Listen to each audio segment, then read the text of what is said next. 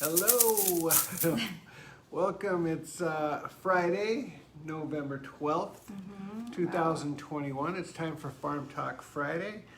I'm Ken Jordan. This is my beautiful wife Jay, and we are here at the Green Wave House.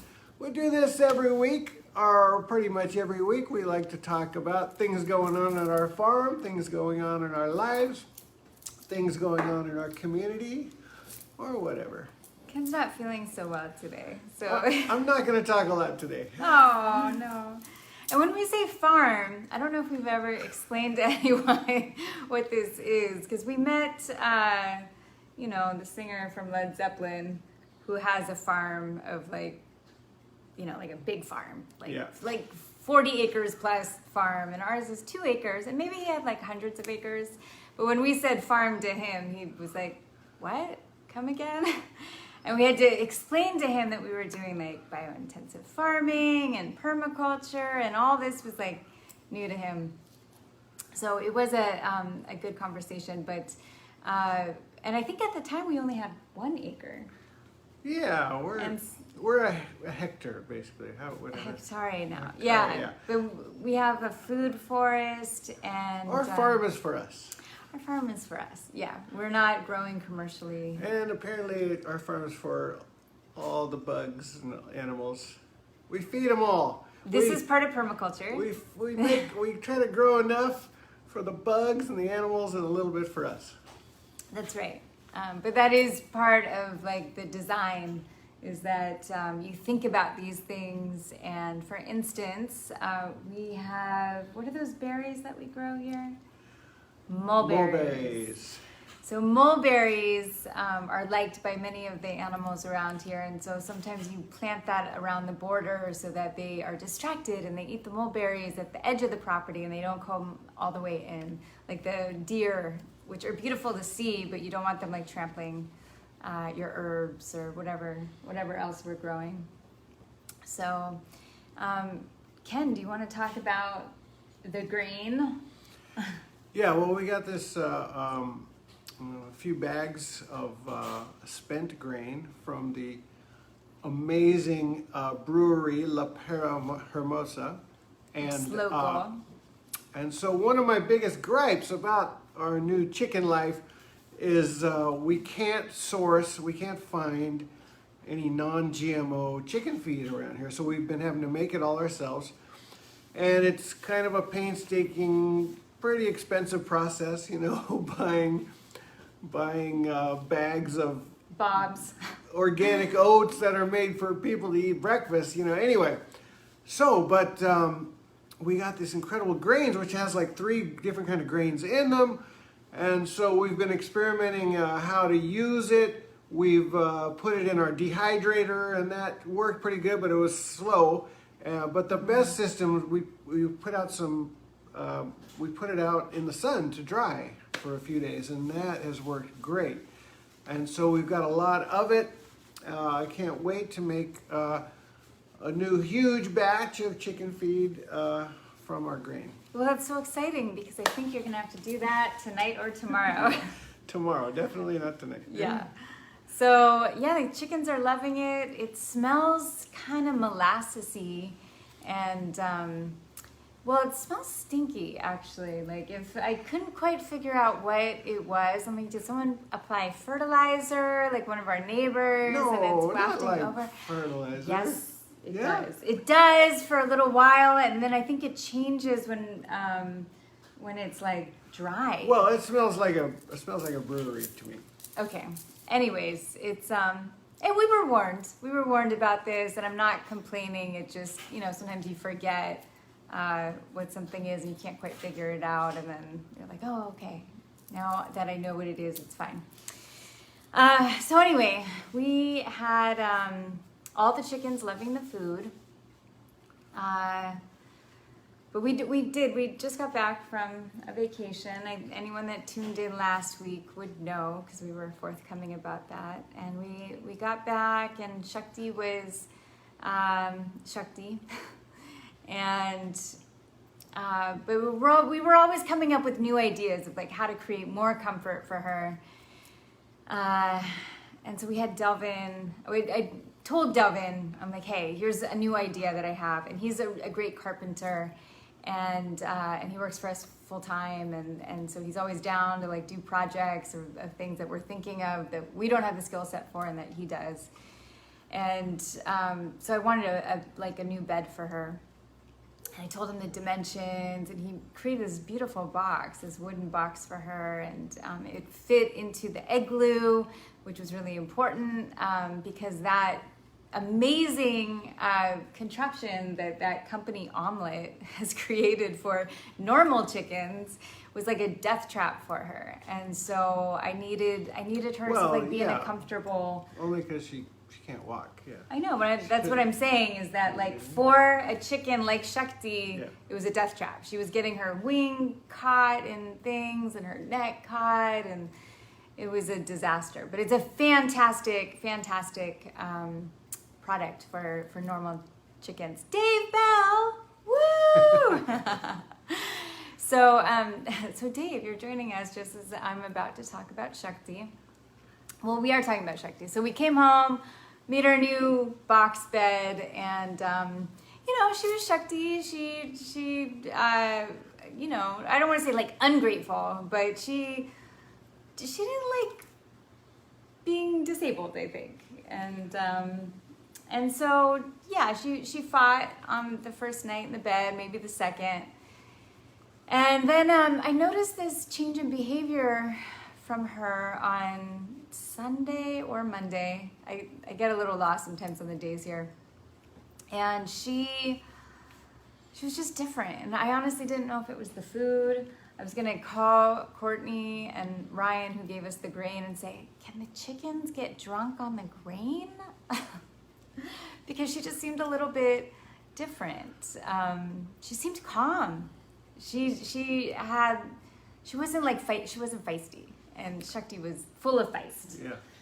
And so by that evening, she was not accepting food, and that is like one of the telltale signs that you know when either a human or an animal wants to transition. And the important thing to know is that you don't want to force feed somebody to eat or drink, because it'll act, if they've made the decision, however you want to think about that, whether it's a natural process or it's a conscious intent made by that being, you'll make them suffer a little bit more because you're requiring the body to do things, and they're trying to shed the body. And so she wanted to go. She wasn't hungry. She wasn't really interested. And she seemed, very peaceful. And it's like she was purring. She had this like whistling purr that she had. And I put her into her box, and she, was not feisty about that either. And I just kind of knew that she wasn't going to be with us for very much longer. And so I have a specific technique that I use when I want to communicate with plants or animals.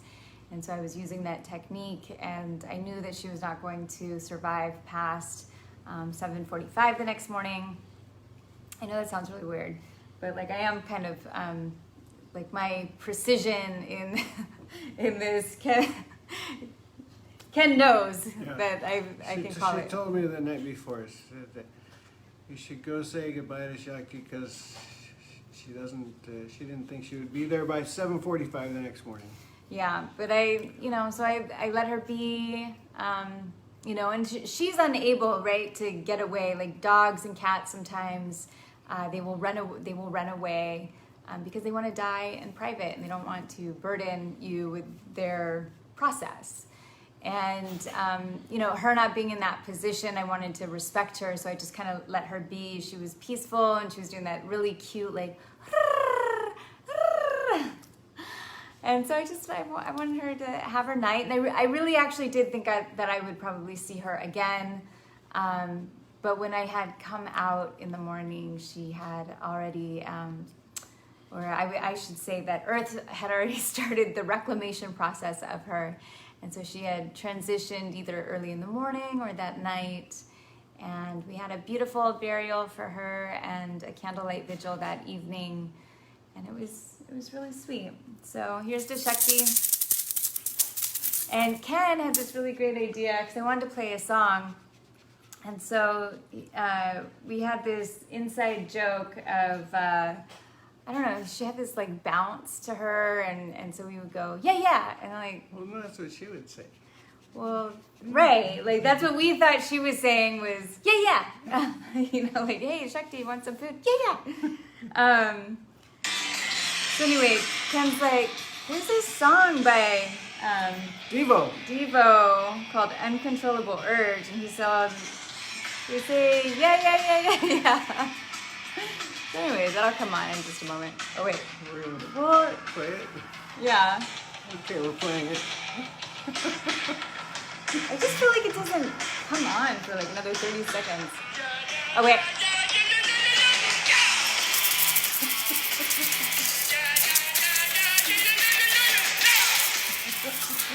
So,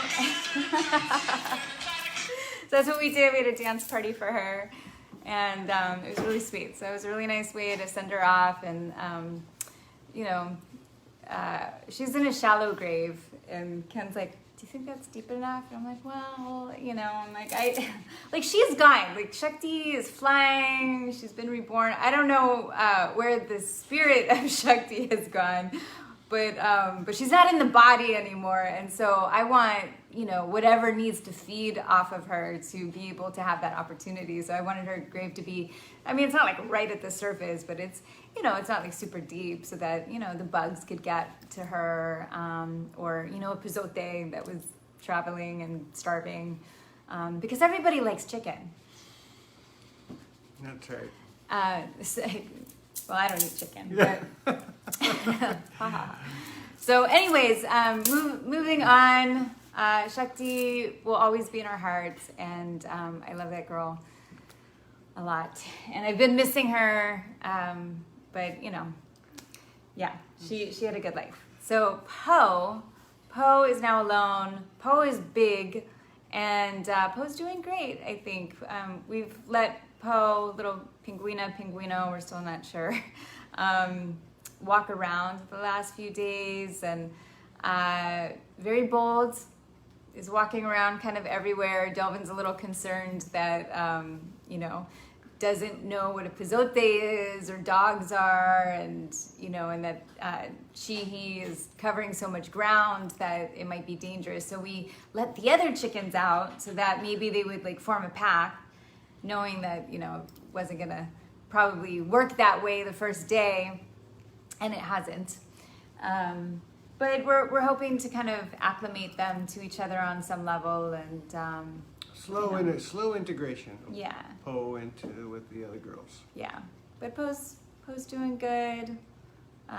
Comes and says hello and drinks water out of the pool, and we've moved Poe's palace, you know, the omelet or whatever, the igloo, over by the other chicken tractor, and she'll be sleeping at least in close proximity to her future brothers or sisters. We don't know what the sexes yet of any of them.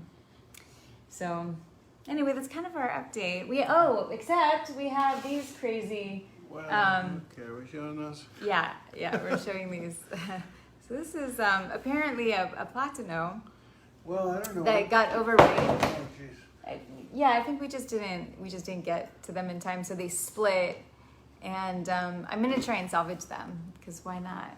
But they're all like this. All right. All of them. Yeah, All no, right. there's nothing wrong with that. I Bad. think they're It's really good cute. to show bad farming. No, it's you know, even though I was kind of teasing and saying that we don't have like 2 acres is a lot. You know, that's a lot to like pay attention to, and we're not here all the time, so Yeah. you know. Hey, Jane. Hey, Jane. So anyway, well, we can't quite end it. Do you have anything else to talk about? Jane just got on. Well, no. That's No. it. Oh! Till next week. Okay, well, Jane, you're just gonna have to listen to the replay of this episode, but we love you, and love to anybody else that has is going to be watching this later. We appreciate the views, and we hope that we're inspiring you on some level, and feel free to ask us questions in the comments, and you know, it might help us create some content for the next week. So, all right, see you next week on Yay. Farm Talk Friday.